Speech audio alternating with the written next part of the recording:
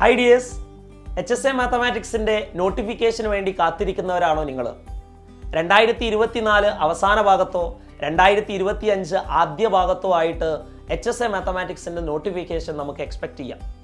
അതിനു മുമ്പായിട്ട് കേട്ടറ്റ് category 3 മാത്തമാറ്റിക്സിൻ്റെ exam നിങ്ങൾ ക്വാളിഫൈ ചെയ്തിരിക്കണം. ഒരു പക്ഷേ അവസാനത്തെ HSA എക്സാം ആയിരിക്കാം ഇപ്രാവശ്യത്തേത്. അപ്പോൾ അതിനു മുമ്പായിട്ട് കേട്ടറ്റ് കാറ്റഗറി 3 ക്വാളിഫൈ ചെയ്യാനുള്ള ഒരു മികച്ച അവസരം നിങ്ങൾക്ക് സൈലം ഒരുക്കുകയാണ്. സൈലത്തിൽ കേട്ടറ്റ് കാറ്റഗറി 3 മാത്തമാറ്റിക്സിൻ്റെ ഒരു റെക്കോർഡഡ് പ്ലസ് ലൈവ് ബാച്ചുകൾ നമ്മൾ ആരംഭിക്കുന്നുണ്ട്.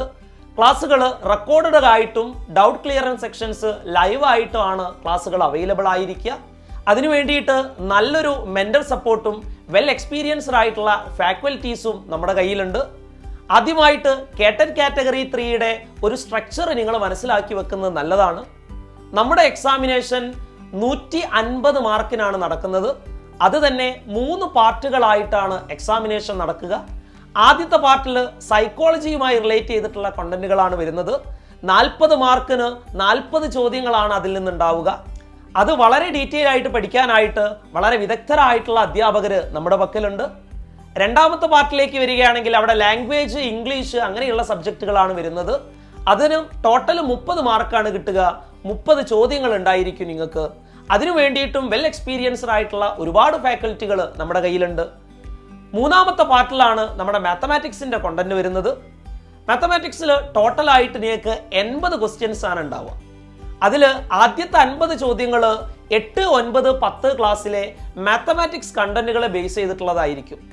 ബാക്കി വരുന്ന 30 ചോദ്യങ്ങൾ നിങ്ങളുടെ മാത്തമാറ്റിക്കൽ പെഡഗോജിയുമായി ബന്ധപ്പെട്ടിട്ടുള്ളതാണ്. നിങ്ങളുടെ BEd ക്ലാസ്സിലൊക്കെ പഠിച്ചിട്ടുണ്ടായിരുന്ന ഓപ്ഷണൽ സബ്ജക്റ്റ് ആയിട്ട് പഠിച്ചിട്ടുണ്ടായിരുന്ന കുറേ കണ്ടന്റുകളാണ് അതിൽ നിന്ന് വരുന്നത്.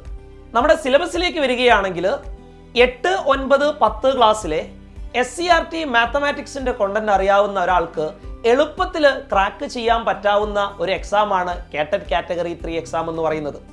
ചില സമയങ്ങളിൽ +2 തലങ്ങളിലേക്കും അതിനേക്കാൾ ഡിഗ്രി തലങ്ങളിലേക്കും ക്വസ്റ്റ്യൻസിന്റെ വ്യാപ്തി കൂടാറുണ്ട്. അപ്പോൾ അതിനനുസരിച്ചിട്ട് നിങ്ങൾ പഠിക്കണം. നമ്മുടെ ബാച്ചിൽ എല്ലാ തരക്കാരെയും ഒരുപോലെ പരിഗണിച്ചിട്ടുള്ള ക്ലാസ്സുകളായിരിക്കും നടക്കുക. ഒരുപക്ഷെ നിങ്ങൾ BEd കഴിഞ്ഞ് ഫ്രഷ് ആയിട്ടുള്ള ആളുകളായിരിക്കാം, അല്ലെങ്കിൽ BEd കഴിഞ്ഞ് ഒരുപാട് കാലം ഗ്യാപ്പ് എടുത്തിട്ട് പിന്നീട് കേട്ടറ്റ് എക്സാമിന് വേണ്ടിയിട്ട് തയ്യാറെടുക്കുന്നവരായിരിക്കാം. എല്ലാവരെയും പരിഗണിക്കുന്ന രീതിയിൽ വളരെ ബേസ് ലെവലിലുള്ള മാത്തമാറ്റിക്സിന്റെ ക്ലാസ്സുകളായിരിക്കും നമ്മുടെ ബാച്ചുകളിൽ ഉണ്ടായിരിക്കുക.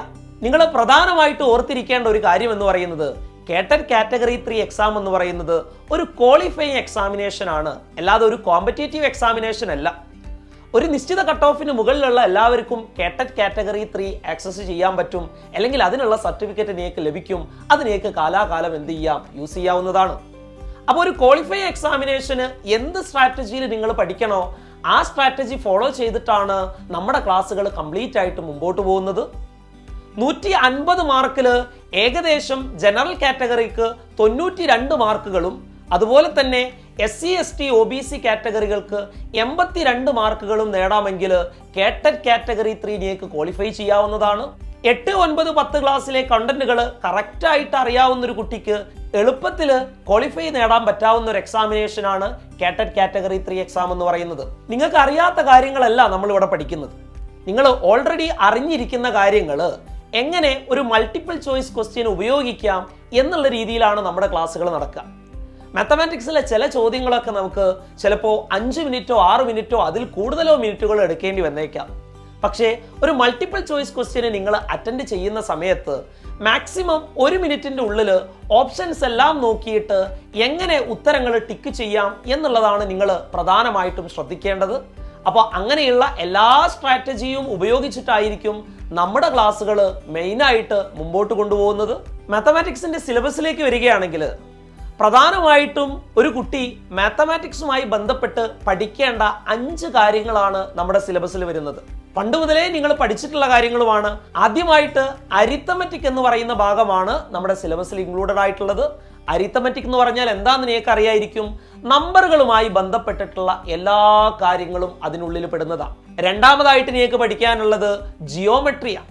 ജിയോമെട്രി എന്ന് പറഞ്ഞാൽ ജാമിതീയ രൂപങ്ങളുമായി ബന്ധപ്പെട്ടിട്ട് നിങ്ങൾക്ക് എന്തൊക്കെ കാര്യങ്ങൾ അറിയണോ ആ കാര്യങ്ങളൊക്കെ നമ്മുടെ സിലബസിൽ ഇൻക്ലൂഡഡ് ആണ്.